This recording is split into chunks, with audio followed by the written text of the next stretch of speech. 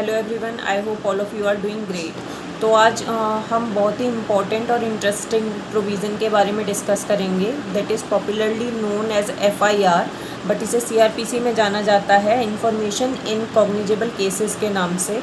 ये चैप्टर 12 में दिया गया है जिसका टाइटल बोलता है information to the police and their power to investigate, और ये स्प्रेड करता है सेक्शन 154 से 176 में। ये पूरा ही चैप्टर जो है बहुत इम्पॉर्टेंट है और इसका कोई भी प्रोविज़न आप स्किप नहीं कर सकते, सभी आपको पता होने चाहिए। तो आज हम 154 को डिस्कस करेंगे दैट इज़ FIR। इसका सबसे पहले बेयर प्रोविज़न पढ़ते हैं और उसके बाद I will explain you one by one कि ये बोलता क्या है।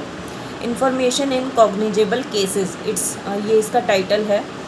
Every information relating to the commission of a cognizable offence is if given orally to an officer in charge of a police station shall be reduced into writing by him or under his direction and be read over to the informant, and every such information whether given in writing or reduced to writing as aforesaid shall be signed by the person giving it, and the substance thereof shall be entered into a book to be kept by such officer in such form as the state government may prescribed in this behalf। तो ये कहता है information कैसे अपराधों की दी जाएगी, cognizable offences की दी जाएगी। कॉग्निजेबल ऑफेंसेस से क्या मतलब है? कॉग्निजेबल ऑफेंसेस वो सारे ऑफेंसेस हैं जो कि शेड्यूल 1 ऑफ CRPC में बताए गए हैं। उसमें IPC के सारे आपको सेक्शन 1 बाय 1 आपको मिलेंगे कि कौन से कॉग्निजेबल हैं या नहीं है, ठीक है, वो उसके बारे में आपको पता चल जाएगा। सारे नहीं, केवल कॉग्निजेबल ऑफेंसेस के सेक्शंस जो हैं वो आपको उसमें मिलेंगे जो शेड्यूल 1 है। तो ये कहता है कि कोई भी व्यक्ति जो है इंफॉर्मेशन दे सकता है कैसे ऑफेंसेस की, कॉग्निजेबल ऑफेंसेस की। ओरल में दे सकता है या रिटन में दे सकता है। किसको देगा? Officer in charge of police station को, राइट। और वो इन्फॉर्मेशन जो है shall be signed by him. अगर वो ओरल में देगा तो वो रिड्यूस इनटू राइटिंग करा जाएगा। यानी कि मान लो मैं पुलिस ऑफिसर हूँ, मेरे पास अगर इन्फॉर्मेशन आई है और ओरल में बोल रहा है, वो व्यक्ति लिख नहीं पा रहा है या कोई भी ऐसा कारण है कि ओरल में देना चाह रहा है, तो जब वो मुझे ओरल में देगा तो मैं उसको लिखित में रखूँगी या फिर किसी और से जो है लिखित में करवाऊँगी, जो भी मेरा सबऑर्डिनेट रहेगा उससे करवाऊँगी लिखित में। देयर आफ्टर उसको साइन करवाऊँगी जो भी इंफॉर्मेंट है उससे। उसके बाद एक उसे बुक में कीप करूँगी उस इन्फॉर्मेशन को, जो कि स्टेट गवर्नमेंट मेरे को डायरेक्ट करता है कीप करने के लिए, जिसको हम केस डायरी भी बोलते हैं। देयर आफ्टर क्या कहता है इसमें? प्रोवाइज़ो है जो कि बहुत इंपॉर्टेंट प्रोवाइज़ो है, 2013 से ये ऐड हुआ है। ये कहता है कि provided that if the information given by the women against हुम an offence under these section, यानी कि 326A 326B, ये सारे मतलब कि ऑफेंसेस, ये ऐसे प्रोवाइज़ो ऐसे ऑफेंसेस की बात करता है जो कि विमेन के अगेंस्ट होते हैं, यानी कि सेक्सुअल ऑफेंसेस की बात करता है कि अगर ऐसा कोई इन्फॉर्मेशन दिया जा रहा है किसी ऐसी विमेन के द्वारा जिनके अगेंस्ट ये सेक्सुअल ऑफेंसेस के अपराध हुए हैं, तब then such information shall be recorded by a women police officer or by a women officer। तो ये कहता है कि अगर ऐसे ऑफेंसेस हैं जो कि किसी औरत के खिलाफ हुए हैं तो उनकी जो इन्फॉर्मेशन रिकॉर्ड करेगी वो कोई विमेन पुलिस ऑफिसर या विमेन ऑफिसर ही करेगी।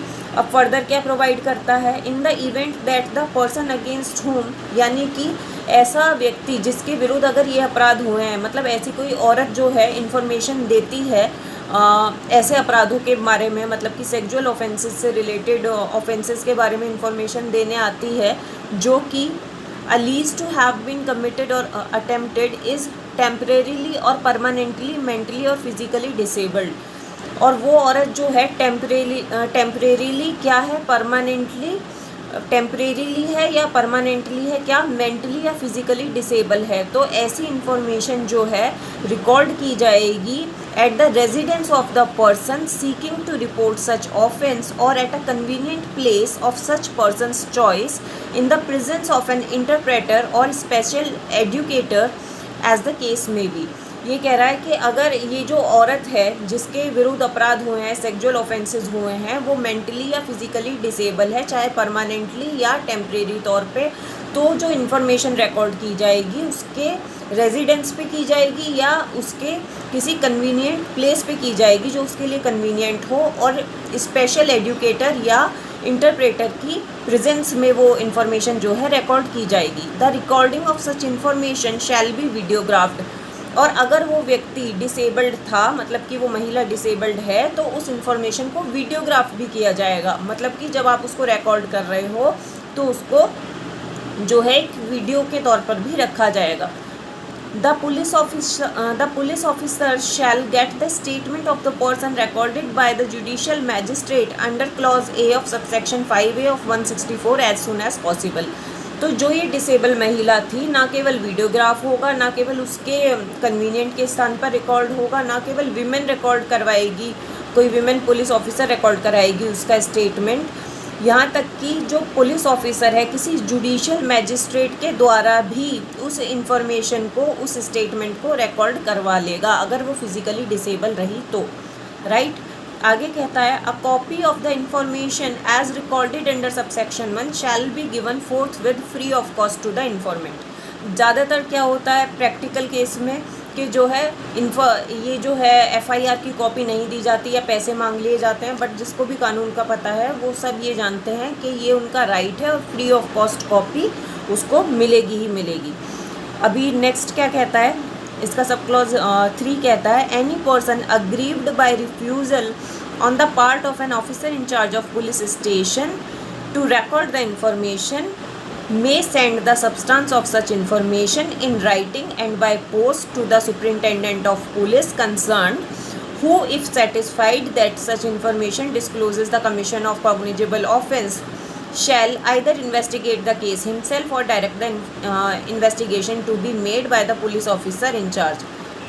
तो ये कहता है कि अगर आपकी इन्फॉर्मेशन रिकॉर्ड नहीं की जा रही है तो आपके पास रेमेडी अवेलेबल है कि आप रिटन में या बाय पोस्ट जो है इन्फॉर्मेशन को एसएसपी को सेंड कर दो, और अगर वो सेटिस्फाई होता है उस फैक्ट से, उस कंप्लेंट से जो कि आपने सेंड करी है कि कॉग्निजेबल केस से रिलेटेड है, तो वो या तो खुद ही इन्वेस्टिगेट कर लेगा या फिर जो भी उसके अंडर पुलिस ऑफिसर होगा, सबऑर्डिनेट होगा, उसे डेलीगेट करेगा कि आप जाकर इस सो एंड सो ऑफेंस में जो है इन्वेस्टिगेट करो, राइट।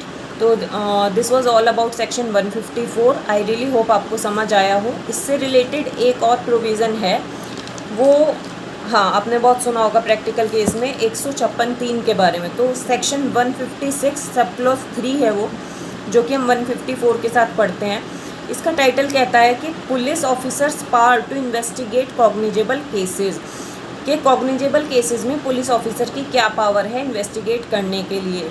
तो ये सब क्लॉज 3 कहता है कि अगर 156(3) में आपने एप्लीकेशन लगा दी है किसी मैजिस्ट्रेट के पास और वो सेटिस्फाई है उस फैक्ट से, तो वो डायरेक्ट कर सकता है इन्वेस्टिगेशन किस तरीके से, ऐसे ही जैसे कि कॉग्निजेबल केस में होती।